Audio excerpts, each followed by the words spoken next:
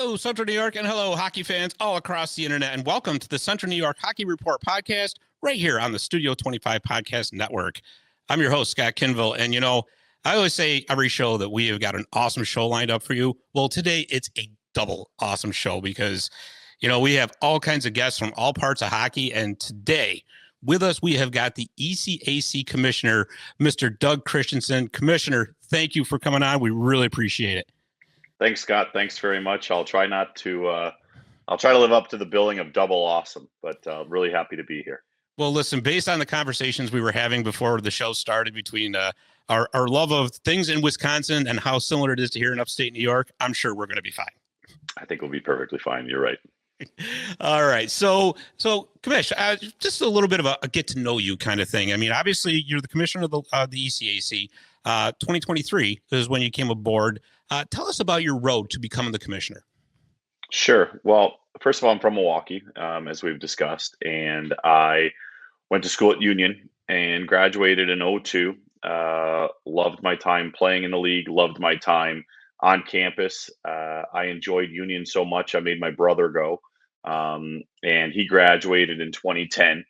And my wife actually was a basketball player at Yale, and my brother was a basketball player at Harvard. And so understanding the dynamics across the league is something both academically, socially, the competitive balance is something that I understand and have been a part of. And then following my playing career, I played 5 years after college at Union. I then coached for 7. I then went into the front office at the USHL for 4. I coached again after that in the ECHL. And then I was the deputy commissioner of the USHL prior to having this job. And it's worked out really well. It's in many ways a homecoming for me. I love the league. I love the people in the league. I believe in what it does for student athletes in the league, but in all areas of life, not just hockey. And so it's really consistent with what I think is important in college and college athletics. And my job is to really amplify what's happening on our campuses because we don't have to make things up. The things that are happening on our campus are fantastic, and we just have to tell people about it. For sure. And by the way, I did see in your bio when you mentioned the ECHL that you were with the Manchester Monarchs. So I'm a big LA Kings fan. So like I said, I knew we were going to get along great as soon as I saw that, especially. So I played there very briefly. I was probably healthy scratch there as much as I played. But when I coached there, it was great. I mean, Manchester, it was a fun place to be. And obviously, the organization, we had a little bit of success when I was there too. So that was great. Definitely. So the ECAC is obviously, I consider it really to be the crown jewel of hockey conferences all around. It really is, not only for the success on the ice, which anybody who knows college hockey knows about, but off the ice. Your graduation rates are through the roof. The academic success is unbelievable. What do you think are the factors that lead to this success on the ice, on off the ice for the ECAC? I think it's the type of people it attracts, and then the type of people it attracts are able to have success when they're there on campus, and then they go on and do great things. The the ability to be a really good student, to go to an environment where you're going to be engaged socially, and to be able to play Division 1 sports is really hard. But our campuses, all 12 of them, excel at that, and the type of people who go there, they get ingrained in the campus. They have a great time while they're there. Needless to say, we have fantastic academics, I mean, across the league. And on the competitive side, for both men and women, um, we won 3 of the last 11 national championships. And on the women's side, you look at the recent success. We had the Patty Kazmaier winner with Izzy Daniel at Cornell last year. We had the #1 overall pick in the PWHL draft.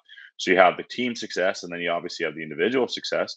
And you look at the fact that 2 years ago, Quinnipiac wins the national championship, and you have the diaspora of our players moving on to the NHL and to their opportunities in pro hockey. So for us, it's really about talking about that. I know I said that before, but those are high achievers, and they're high achievers before they get there. They develop those skills, and then they go on to do great things in life. And one of the things that when we talk about it as a league, you look at where our people are in hockey. And I know Bill Daly and Gary Bettman didn't play hockey, but they're ECAC, alums. Mhm. You've got two vice presidents at the NHL who are ECAC alums, the head of USA Hockey. You have two of the six PWHL general managers. I mean, we can go on and on and on. But it's the people that our league attracts, and then hopefully we make them better. And when they go out into life, they become pretty successful. Yeah, there's beyond a shadow of a doubt. It just permeates through the entire hockey world, really. So, we talk about the commissioner and we think, okay, well, the commissioner's in charge. What I want to know is what exactly is the job of the commissioner? Because I mean, obviously you oversee everything, but are there specific things that you have to do? Well, certainly we put on our championships. I mean, that's a big one. And we obviously make sure that the policies and the rules are communicated effectively and being followed. Of course, we oversee everything from player discipline to scheduling to the budget and officiating and the scheduling that goes along with that.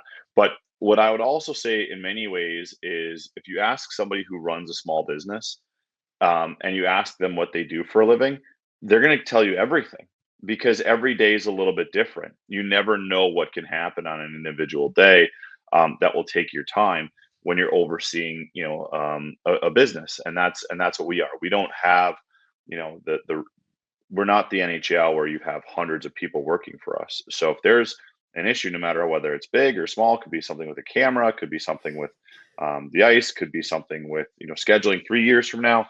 Um, you're dealing with that. And then I think the last part, and probably the part that I enjoy the most, is the strategic vision of it. And how do we take what we have, which is really good, and make it better? And that's the stuff that we work on and try to make our league bigger and better on a daily basis.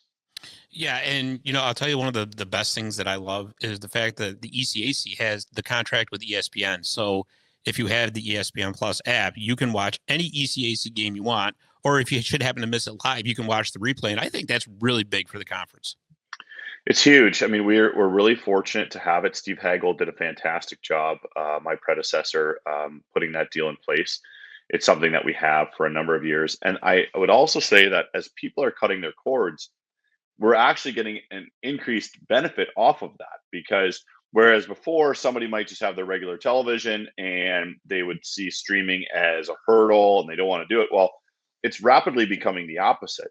And the fact that we're on ESPN and we're side by side with some of the biggest college football games or side by side with the biggest college basketball games, and if it's halftime or somebody's not engaged in what they're doing and all of a sudden they see, oh, um, this is a hockey game. Those are two pretty good teams. I'm going to go look at that. Or that's my alma mater. I'm going to go watch that. It just puts us into a place where people can not only follow us and watch it easily, but also stumble upon us and become somebody who enjoys our product as well. Yeah, sure. Because I mean, even if you're not looking to go watch games, like I love the 30 for 30 series. You can you know what? I Sure. got nothing. Oh, geez, that's right. Union and RPI are playing. I'm going to watch Right. that. Right. So it's a wonderful lead in. It's really good, and I think that as people go to their phones more too, and whether they're in transit or they are, because a lot of times hockey parents they're with their kids in a rink or they're on their way somewhere, and it's a way of them. Their kids are getting dressed or they're waiting for them after the game, and they can be watching. Maybe it's only 8-10 minutes of a game, maybe it's a full game, but they can stay engaged and they can be watching these games play out.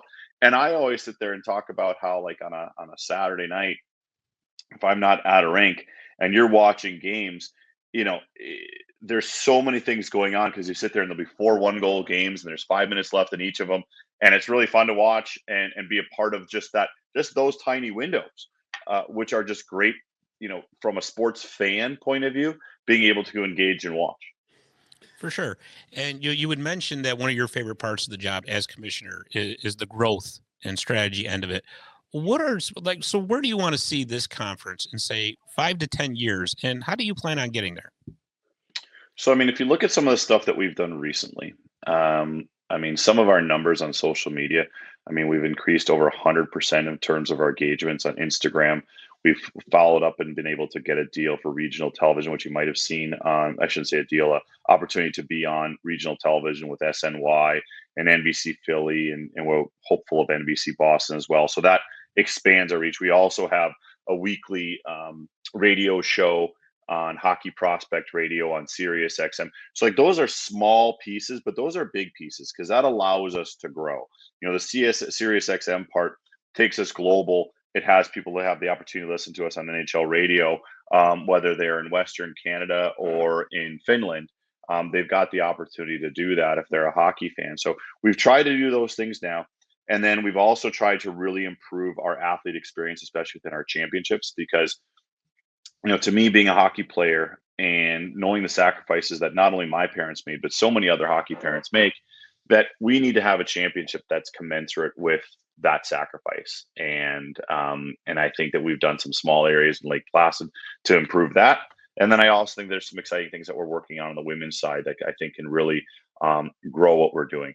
And then I think the next part is making sure that our schools in the transformation of college hockey are as informed as they possibly can be to make the best decisions for each of their programs to have success by their metrics, right?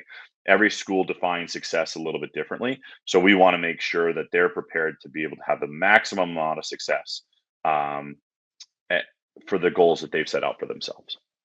Totally agree. Totally agree. And I'm both the men's and the women's side.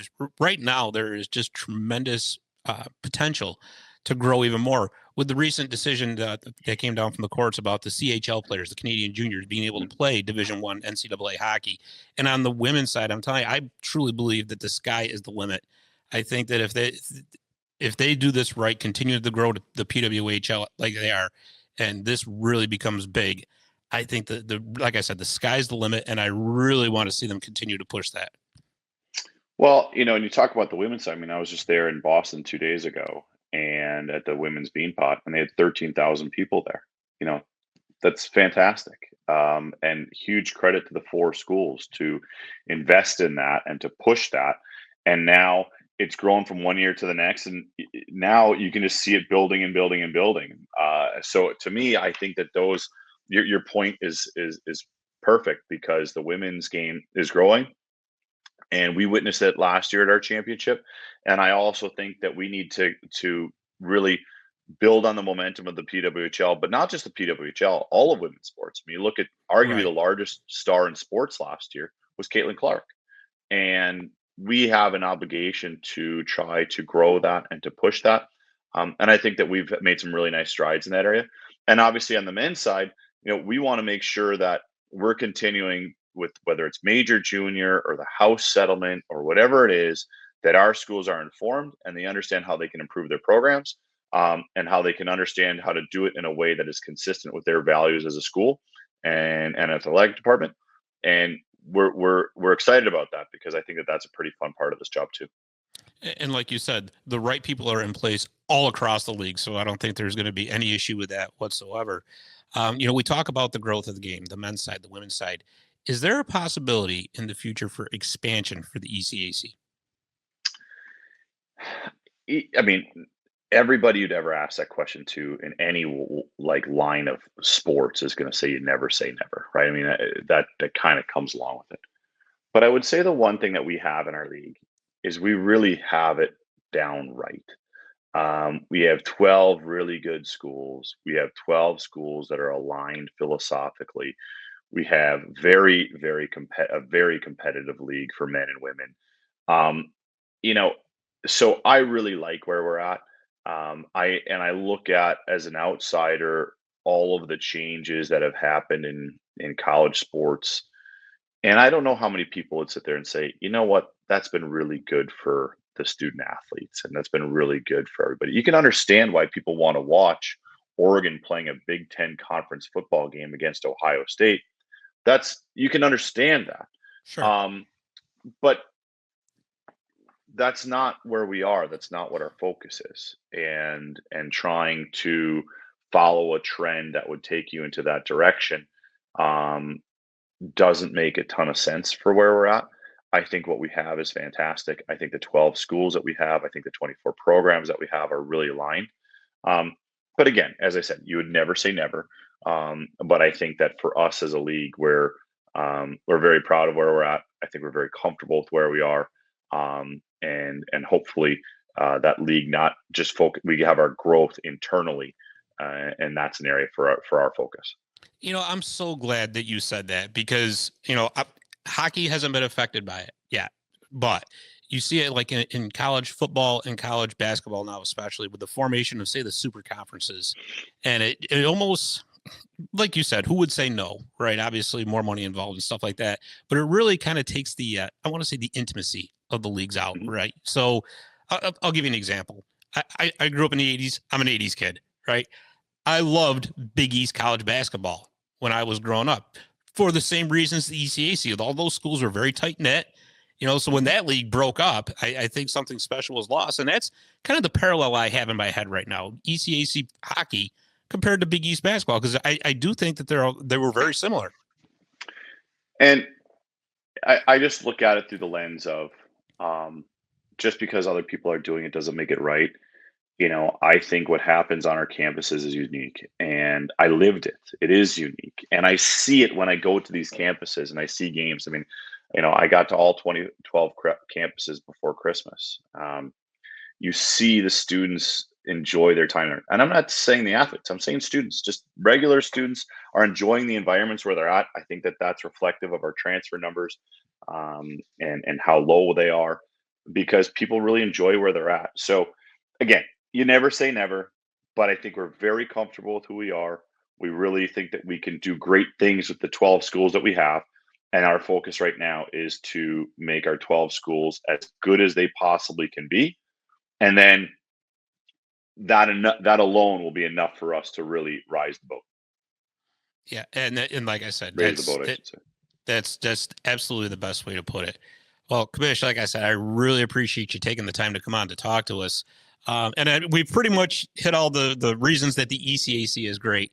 But if you were going to talk to a player that's considering coming to the ECAC, what is the one single factor that you would say would be pick our schools over anybody else? Best 4 years of your life. I love it. Quick, and I'll tell you something, he did not hesitate at all. So that is wonderful. To me, it's the best 4 years of your life, and our schools can give you everything that you want. The only things that the only thing that if somebody said, "I really want this," we don't have. We don't have a 100,000 seat football stadium. And if what you want as a student is to have that part of it, then we're just not the conference for you.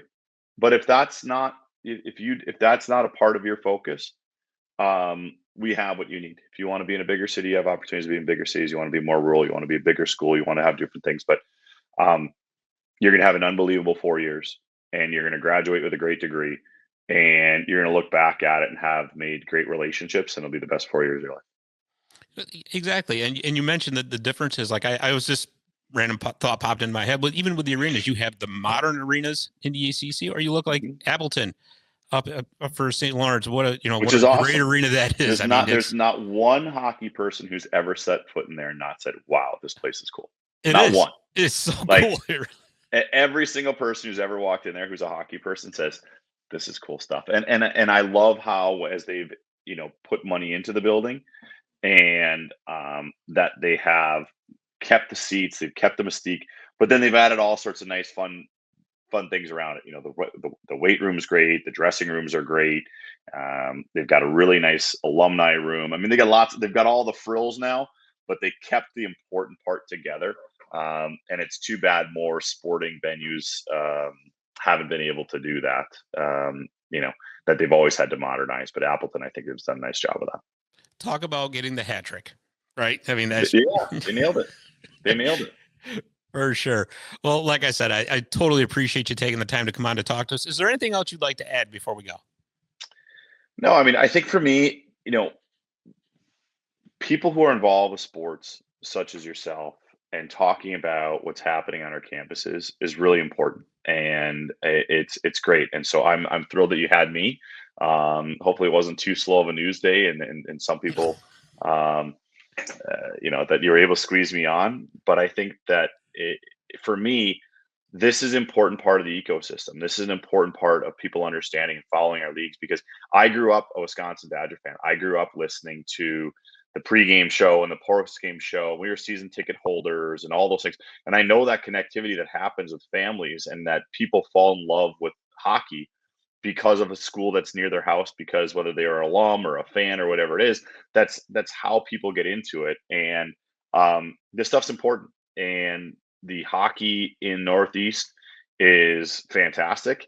And I love the regional rivalries. And I'm going to see a couple of them this weekend. I'm going to be at the CT Ice on Friday. I'll be at the Mayor's Cup on Saturday. So I'll see those things that really bring people together, but that's part of what makes it special. And that's what part of the reason that not only our league is great, but college hockey is great. And I think it's really going to be heading towards its best days in the coming years. Definitely. And if you're going to be at CTIs, tell our friend Eric Open we said hi. And, I will.